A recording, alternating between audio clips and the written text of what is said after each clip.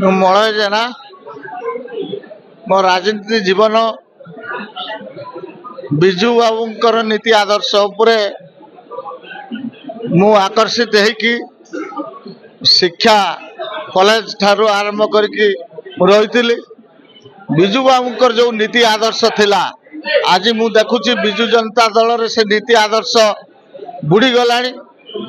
ବର୍ତ୍ତମାନ ବିଜୁ ବାବୁଙ୍କର ନୀତି ଆଦର୍ଶ ନାହିଁ, ବିଜୁ ଜନତା ଦଳର ପାଣ୍ଡିଆନ ନୀତି ଆଦର୍ଶ ଅଛି।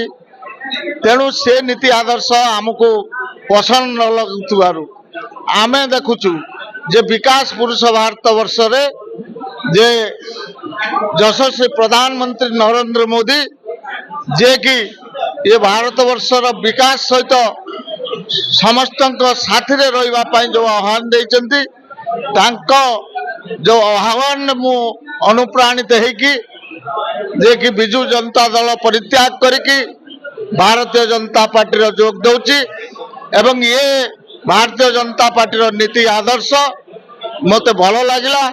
ଏବଂ ବିଶେଷ କରିକି ଭଦ୍ରକରେ ଯେ ଆମର ରାଜ୍ୟ ସଭାପତି ଅଛନ୍ତି ଭଦ୍ରକ ମାଟିର ପୁଅ, ତାଙ୍କ କାର୍ଯ୍ୟକ୍ରମ ମୋତେ ଭଲ ଲାଗିଲା।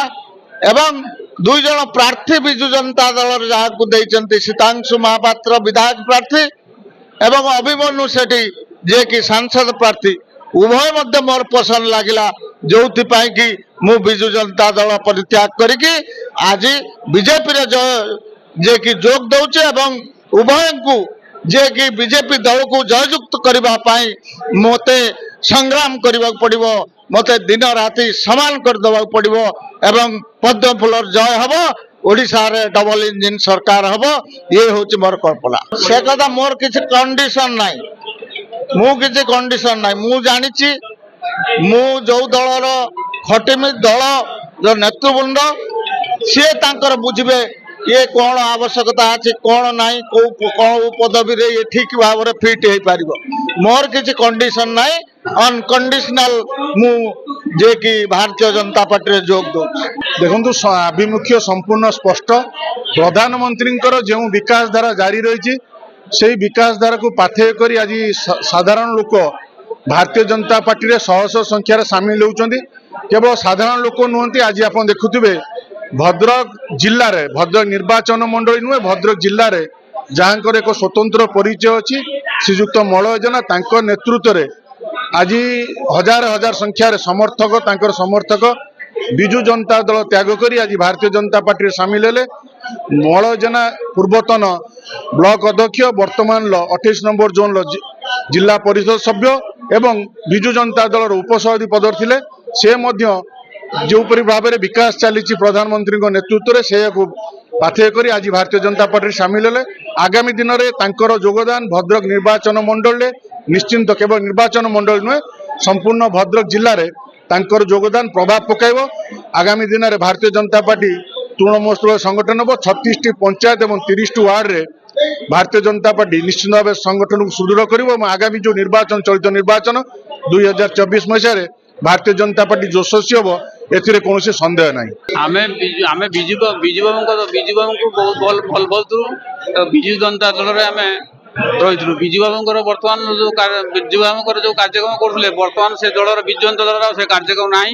ତେଣୁ ଆମେ ଯଶସ୍ୱୀ ପ୍ରଧାନମନ୍ତ୍ରୀ ନରେନ୍ଦ୍ର ମୋଦିଙ୍କ ଆହ୍ୱାନରେ ଆମେ ଅନୁପ୍ରାଣିତ ହୋଇ ଆମେ ଆଜି ମୁଁ ସନ୍ତୋଷ ମହାନ୍ତି ଆଜି ଜଏନ୍ କରିବାକୁ ଯାଉଛି ଭାରତୀୟ ଜନତା ପାର୍ଟିରେ। ଆମର ଯେତିକି ସାଂଗଠନିକ କ୍ୟାପାସିଟି ଅଛି ଆମେ ତାକୁ ପ୍ରୟୋଗ କରିବୁ ଏବଂ ଲୋକଙ୍କୁ ମୋଟିଭେଟ କରେଇ ଆମେ ଭାରତୀୟ ଜନତା ପାର୍ଟିରେ ଆମେ ଭୋଟ ପକେଇବୁ ଏବଂ ଲୋକଙ୍କୁ ଭୋଟ ପାଇଁ ଅନୁପ୍ରାଣିତ କରିବୁ। ଦେଖନ୍ତୁ ଆଜି ଭଦ୍ରକ ପଞ୍ଚାୟତ ସମିତିର ପୂର୍ବତନ ଅଧ୍ୟକ୍ଷ, ବିଜୁ ଜନତା ଦଳର ଉପସଭାପତି, ବର୍ତ୍ତମାନ 37 ନମ୍ବର ଜୋନ୍ର ଜିଲ୍ଲା ପରିଷଦ ସଦସ୍ୟ ଆଜି ବିଜୁ ଜନତା ଦଳ ତ୍ୟାଗ କରି ଭାରତୀୟ ଜନତା ପାର୍ଟିରେ ବିଧିବଦ୍ଧ ଭାବରେ ସାମିଲ ହେଉଛନ୍ତି। ଗତ କିଛି ଦିନ ତଳେ ବି ଧାମନଗରରୁ ବହୁ ବରିଷ୍ଠ ନେତୃତ୍ୱ ଭାରତୀୟ ଜନତା ପାର୍ଟିରେ ସାମିଲ ହୋଇଥିଲେ। ଏମାନଙ୍କର ଯୋଗ ଦେବା ଦ୍ୱାରା ଭାରତୀୟ ଜନତା ପାର୍ଟି ଭଦ୍ରକ ଜିଲ୍ଲାରେ ସୁଦୃଢ଼ ହେଉଛି। ଆଗାମୀ ନିର୍ବାଚନରେ ନିଶ୍ଚିତ ଭାବରେ ଏହା ଭାରତୀୟ ଜନତା ପାର୍ଟିକୁ ଶକ୍ତି ଯୋଗାଇବ ଏବଂ ଭାରତୀୟ ଜନତା ପାର୍ଟି ପ୍ରାର୍ଥୀ ଶୀତାଂଶୁ ଶେଖର ମହାପାତ୍ର ଏବଂ ଲୋକସଭା କ୍ଷେତ୍ରରେ ନିଶ୍ଚିତ ଭାବରେ ଅଧିକରୁ ଅଧିକ ଭୋଟ ମିଳିବ ଏବଂ ଶୀତାଂଶୁ ଶେଖର ମହାପାତ୍ର ବିଜୟୀ ହେବାକୁ ଯାଉଛନ୍ତି ଏବଂ ଏକଥା ସ୍ପଷ୍ଟ ଭାବରେ ଆମେ ସମସ୍ତେ ଜାଣିସାରିଲୁଣି। ସାଧାରଣ ଲୋକ ବର୍ତ୍ତମାନ ମୋଦିଙ୍କର ଗ୍ୟାରେଣ୍ଟି ଏବଂ ବିକଶିତ ଭାରତର ସଂକଳ୍ପ ସହିତ ଯୋଡ଼ି ହେଉଛନ୍ତି। ସାଧାରଣ ଜନତା ଆଜିକା ଦିନରେ ମନ ସ୍ଥିର କରିସାରିଲେଣି। ମୋଦିଙ୍କୁ ପୁଣି ଥରେ ଭାରତର ପ୍ରଧାନମନ୍ତ୍ରୀ କରିବେ ଏବଂ ଓଡ଼ିଶାରେ ଏକ ଐତିହାସିକ ପରିବର୍ତ୍ତନ ହେବାକୁ ଯାଉଛି। ଭାରତୀୟ ଜନତା ପାର୍ଟିର ଡବଲ ଇଞ୍ଜିନ ସରକାର ହେବାକୁ ଯାଉଛି।